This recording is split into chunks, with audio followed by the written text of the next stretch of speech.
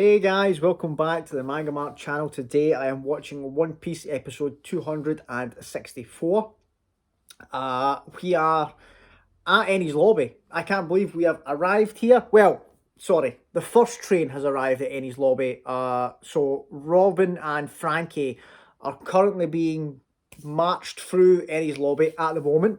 The Rocketman has caught up to the cat with Sanji and Usopp on it. So that's where we kind of left off. That's where we are just now. It was kind of showing the layout of Enies Lobby. It looks insane, right? But I love the setup of this is going to be the stage of us taking on CP9, you know, to get Robin back, to get Frankie back. And we have in our corner, obviously, the Straw Hats. We have Frankie family there. We have a couple of the shipwrights from Galila. Yokozuna joined us in the last episode with Kokoro and the kids. So we've got a ragtag bunch. We're bursting in here. I can't wait to see how are they gonna get, because how do they stop the train? That was my question, because Kokoro made it very clear when we were going on the Rocketman. It was a sense of, once this train goes on the tracks, basically there ain't no stopping it. It's a defective train, basically. There ain't no stop button on this thing. So how does that work? Like, are we just going to crash into the other train to get there? Are we going to have to do a drive-by where, like, Kokoro drives round and then we jump off and then she has to circle back round to get us? Is that what's going to happen? I don't know, right? But I am so excited to see this arc. It's probably one of the most hyped up arcs since I started the series. Everybody, like, Water 7, Enies Lobby are the names that I've heard ever since I was in the East Blue. People have said, oh, I can't wait for this arc. So I've heard people calling it peak One Piece. Here we go. Like, that gets me so excited, considering what I've watched so far. If this is rated so highly, let's just get straight into it. Guys, thanks so much for watching this video. If you're new to the channel, please consider subscribing to the channel and watch me on my One Piece journey. Everyone that has, thank you all so much for watching, liking, commenting. It means the world to me. And thank you guys so much. And let's get straight in here. Episode 264. Let's do it. Oh, okay. So Usopp and Sanji are in with the Frankie family. Yep. Frankie in the last couple of episodes has been amazing. You know, just makes me want him to join the crew even more. No. Oh, right. Okay. So the Frankie family had got detached from the actual train. I was confused there as to what was happening. Oh, right. This is the interaction I've been waiting for here. They've not spoke since the fight. Here we go. Oh, man. This happened quick. I'm so glad that we're basically, the second train's getting there straight away. Everybody's ready. Oh, we have to see this Spandam guy. All 8 members of CP9? Oh, that includes him? Oh, okay. So there's 8. So that means there's 3 members that I don't know about. Must be these 3 that's sitting on the couch. Oh, Jabra. Does this guy have a Fukuro? Does this guy have a zip for a mouth? Kumadori? What? So he's saying he can't kill himself because of the iron body? What is happening? Oh, Sogeking song? Yes, here we go again. Oh, is he going to do it every time he meets somebody? I'm all for it. I'm all for it. Oh man, I love that song. So oh, of course these two. I knew this was going to happen. I knew this was going to happen. Does he actually... Do both of them actually not realise it's Usopp? I was joking before when I said this. But they're actually doing it. Yeah, Zoro. Yeah, Nami, thank you. even this member of the people from the Frankie family know it's Usopp. Oh my god, the children! The children know. Luffy, Chopper. Where's the I can't believe he's doing an autograph for them. He's going to sing the song again. Chopper, the answers are in the song. Oh, right, okay. Sorry. They think that answer's so cool. Oh, yeah, Nami, step in here. Sanji's so he's basically just explaining to them what that Bruno said to them on the train. Yeah, they're taking advantage of the trauma she had when she was young. No, you did your part, Sanji. What chance did they have if she was fighting against them? You know? Good.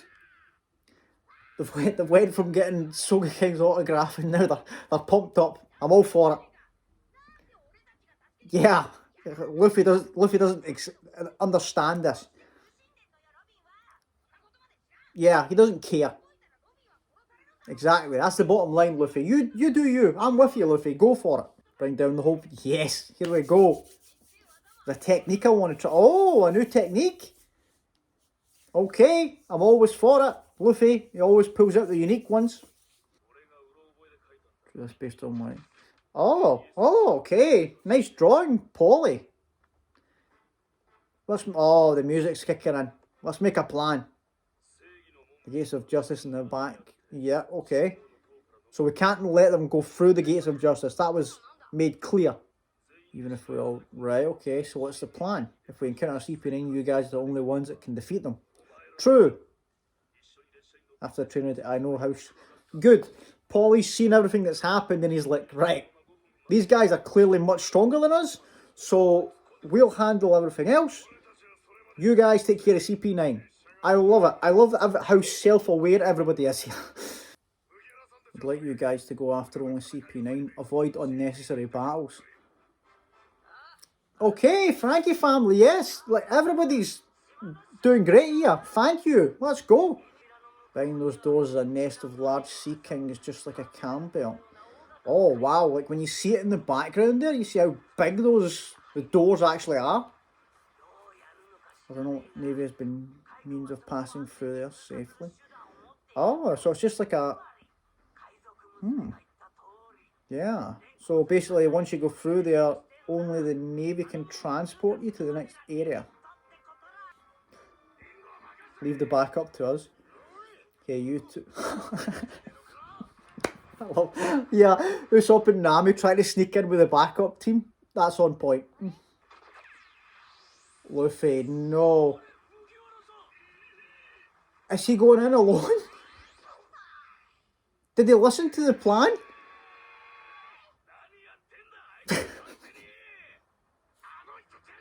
Exactly. We just laid out a full plan. He's like, I'm off. I'm out of here. See you later.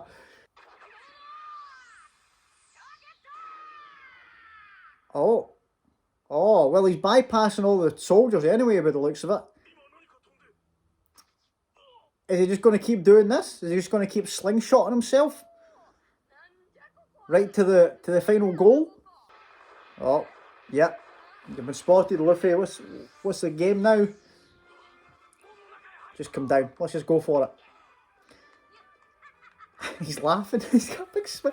Oh, this is great. You guys aren't ready for this.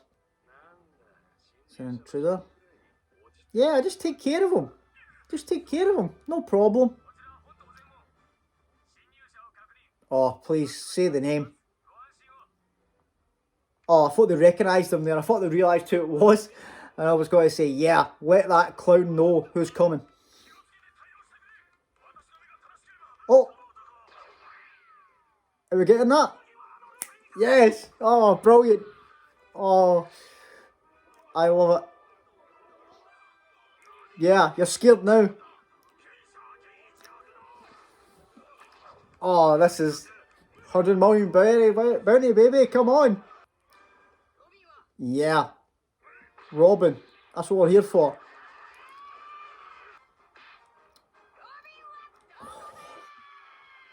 Come on. Oh, let's do it, man. Okay, that was fantastic. I love that. I love that. I love that. Basically, we sat through that plan, and listen, it was a well thought out plan. You know, the map from Polly, everybody was on, like the Galley last shipwrights, the Frankie family, both knowing, like, listen, we can tell just from watching you guys on this train how strong you are. So we don't want you to get involved in any unnecessary battles on the way. We'll handle the however many thousands of people it is, like all the soldiers. We'll distract them, preoccupy them. We want you guys to get straight to CP9, right?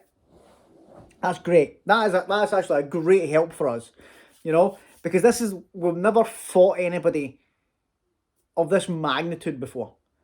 We've been up against like Crocodile and Brokeworks. They had a lot of people, but fortunately for us, when all that was happening, it was like the war was going on. So a lot of the Brokeworks, like the kind of fodder characters, were busy dealing with the rebels or the army, the Royal Army, and we only really had to deal with like the main Brokeworks agents.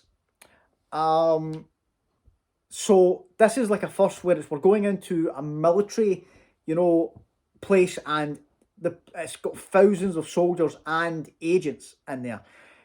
Now, this makes it a lot more interesting because I thought to myself, if there's only 4 members of CP9, I didn't realise it spanned them. Like, I knew that he was, like, they call him the chief, but if he's classed as a member of CP9, that means that they have eight members. What they said there, that works out perfectly for us, because that means that there is going to be maybe a battle for every single straw hat. That's what I'm thinking anyway. That's where my mind works just now. If there's 8 of them, we've got 7 straw hats and Frankie. Right? Frankie's there as well. And Frankie's joining the crew. I don't care what anybody says at this point. Frankie will join this crew. Frankie's going to get a fight. And I feel like it should be Spandam. Frankie should get revenge on Spandam because of what happened with Tom. So I feel like that's going to happen. Obviously, we know Luffy's going to fight Lucci. The rest of them, I don't know. Because I don't know, like, how they're how are they going to match up? How's it going to be spread out? You know, because it seems like all the CP9 from where they're heading with Robin and Frankie, there's already the 4 members that are there in the building. It looks like they're all going to be in that main building. So I think the plan's going to be for, like Polly was saying, we need to get through straight to the end and catch Robin before they take her through the gates of justice. So I think the Straw Hats are going to go, boom, main building, let's go, let's get there. And the kind of Galila and the Frankie family and stuff will try and distract all the soldiers in between as we try and get to the main building, which is awesome. Like I just love like they always do the kind of like, here's the map and here's how this is going to play out in this arc kind of thing. But I love the premise of the hand drawing from Polly turning into the map that we're probably going to see throughout the arc to show where everybody is. Because you know people are going to get separated. There is, I will guarantee you right now, there is no way. Look at Luffy. Luffy's away. Luffy's gone, right? We know right now there's no way the rest of the Straw Hats are staying together to get to that building. They're going to get involved in fights along the way, or stuff's going to happen. I guarantee you that there'll be points in the episodes throughout this arc where the map will come up and it'll be like, you know, Luffy's here, Nami and Usopp are here. You know, Zoro and you know what I mean. The same as we've had in the other arcs. I guarantee it. There is absolutely, as much as I think the plan's a good plan, I do not see them sticking together all the way up until the building. Things are going to happen, and I don't know if the CP9 guys are going to come out to faces, or if we have to get to there to take them on. That's the question, and it's there was a lot. I knew that, like I said it in the last video. I was like, I guarantee you that Luffy will think that this is a different person. He won't realize this is Usopp, right? But the way they done it was hilarious. The way they done it there was great. You know, like Luffy and Usopp just fanboying over Sogeking, asking for his autograph and stuff, and Luffy just being completely like asking, "Oh, where's Usopp?" and stuff, and like all the explanations that he gave him, where he was just like, "Oh yeah, that makes sense. Usopp's right. Yeah, we do need to do that." I'm like, okay, I, it's the way where I don't know why, right? I compare Luffy to Goku when it comes to his like childlike gullibility, but for some reason, and I don't know why, I don't know if it's because of the writing of the jokes and stuff. I love Luffy's like I love the way it happens with Luffy. I love the way when he's like this. When he's like this, it's I'm just like, oh Luffy, what you like? That's hilarious, right? But there was times growing up watching Dragon Ball where I just wanted to shake Goku and just be like, come on, man, like really, do really, you know? But there was things in that where they took it too far sometimes, right? At least this is funny. But I don't know.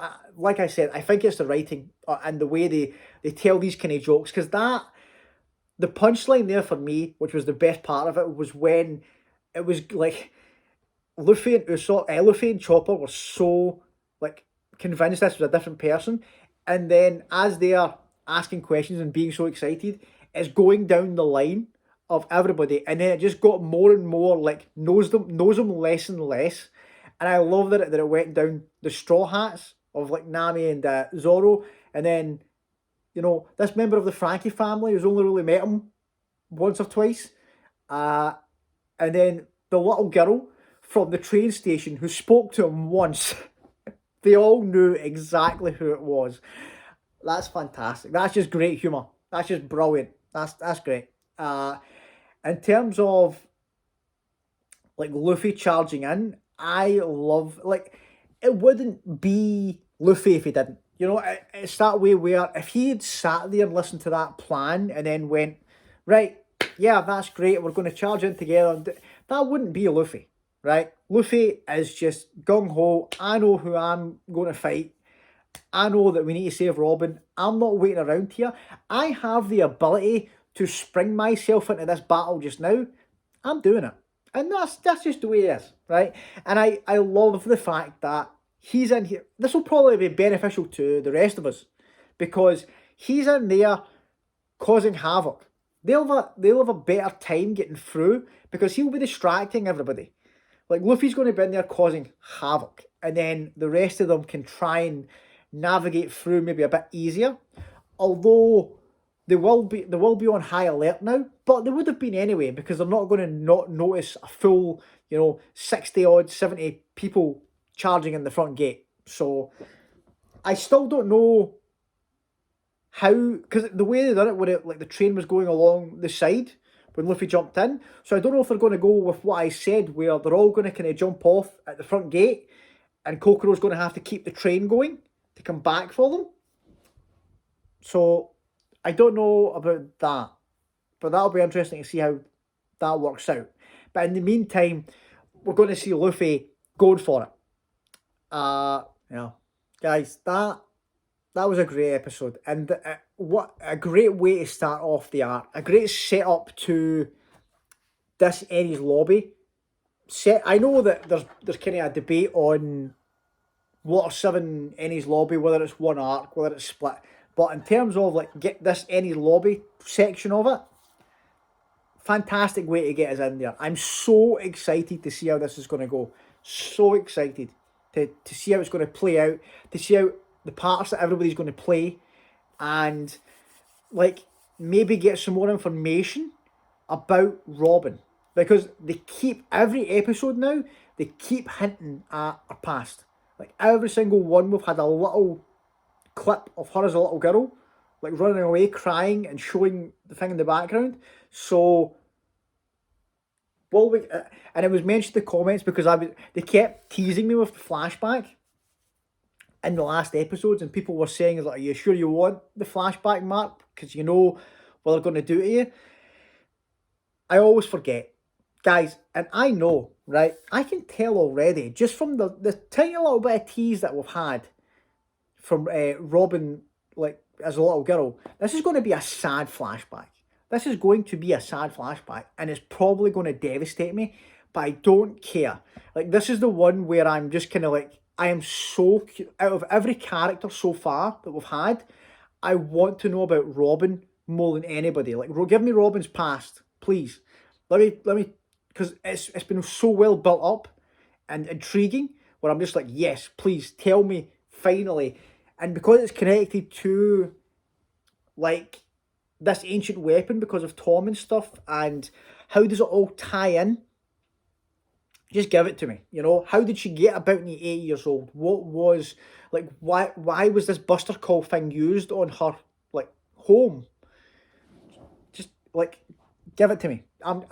I will take the pain. I know it's probably going to be devastating, but I just want the information that much that I'm willing to, you know, become a sobbing mess just to see our past and how it all plays out and how well done that flashback is, because I feel like there hasn't been a flashback that's been as built up as this one, you know, like because the thing with like Nami's and stuff, when we found out, oh, maybe she's got a wee bit of a shady past, when that information was given to us, we got the flashback within like the arc. So this has been the one where we've known since this character's been introduced that she has a very strange past, and that was a couple of arcs ago. She's been with us, you know, we've met her. In fact, we met her in Whiskey Peak. We met her in Whiskey Peak. And so we had all the little arcs in between, and then we got more information on Alabasta. She's been with us through Skypiea, you know, and the Long Ring Longland, all that, the build up in Water 7. So it's been so well built that I just want to know about it now. I just want to know, guys, great episode, fantastic episode. It's got me so excited for this arc. Thanks so much for watching. If you have made it this far and you haven't subscribed to the channel, please consider doing so.